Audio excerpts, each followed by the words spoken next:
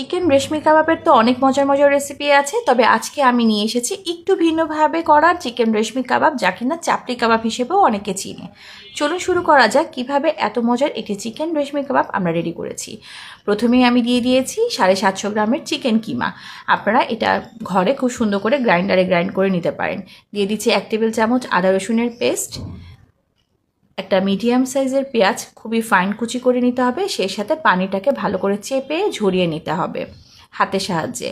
দিয়ে দিচ্ছি কাঁচামরিচ কুচি 4 থেকে 5টা, ধনিয়া গুঁড়ো, সাদা গোলমরিচের গুঁড়ো 1 টেবিল চামচ, হাফ টেবিল চামচ গরম মশলার গুঁড়ো, এবং এখানে আমি যেটা ইউজ করছি সেটা হচ্ছে আনারের গুঁড়ো, মানে আনারের যে চামড়াটা থাকে সেটা কিন্তু ড্রাই পাউডার এখন বাজারে খুব সহজেই পাওয়া যায়। আমরা এটা ইউজ করেছি, যদি কারো না থাকে সেটা না দিলেও চলবে। এখানে ইউজ করেছি ভুট্টার গুঁড়ো।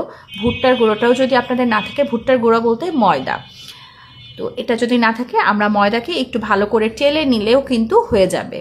সামান্য একটু ভুট্টার ময়দা অথবা টেলে নেওয়া ময়দাও এখানে ব্যবহার করা যেতে পারে, এটাতে কিন্তু টেস্ট অনেক ভালো আসবে। দিয়ে দিয়েছি 3 টেবিল চামচের মতন ফ্রেশ ক্রিম এবং সেই সাথে 1 টেবিল চামচ বাটার। এই বাটারের সাহায্যে কিন্তু চিকেন রেশমি কাবাবটা খুবই জুসি হবে এবং খেতে কিন্তু ভীষণ ভালো লাগবে। এখন দিয়ে দিচ্ছি ধনিয়া কুচি এবং সেই সাথে টমেটো কুচি। টমেটোর ভেতরের যে নরম অংশটা আছে বীজের, সেটা আমরা ফেলে দিয়েছি। সেই সাথে এখন দিয়ে দিয়েছি চিলি ফ্লেক্স। এই সব কিছুই কিন্তু খুবই হালকা হাতে আমরা মেখে নিব, খুব বেশি চেপে চেপে না মেখে হালকা হাতে মেখে নিব। 15 কি 20 মিনিটের জন্য আমরা এটাকে ঢেকে রেখে দিলাম একটি সাইডে।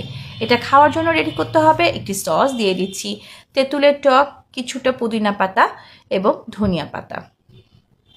দিয়ে দিচ্ছি আস্ত একটি পেঁয়াজ, মাঝখানে একটু ফালি করে নিলেই হবে। দিয়ে দিচ্ছি 2-3টে কাঁচামরিচ, আস্ত জিরা, চাট মশলা, লবণ স্বাদ মতন, সব কিছু দিয়ে গ্রাইন্ড করে খুবই মজাদার একটি সস আমি বানিয়ে নিয়েছি, যা কিনা এই চাপড়ি কাবাব দিয়ে খেতে ভীষণ মজা লাগবে।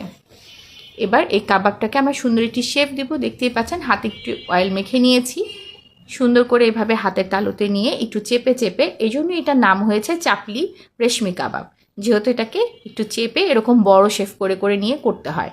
এবার একটি ফ্রাই প্যানে তেল দিয়ে দিয়েছি। এপিট ওপিট করে ভাজতে এক একটা পুরো একটা স্লট ভাজতে সর্বোচ্চ 4 মিনিটস লাগবে। 4 মিনিটেই এপিট ওপিট করে ভেজে ঠিক এই কালারটা চলে আসবে। চিকেনের ব্রেস্ট পিস কিন্তু করতে খুব বেশি সময় লাগে না। রেডি হয়ে গেল আমাদের চিকেন চাপড়ি রেশমি কাবাব। এই সস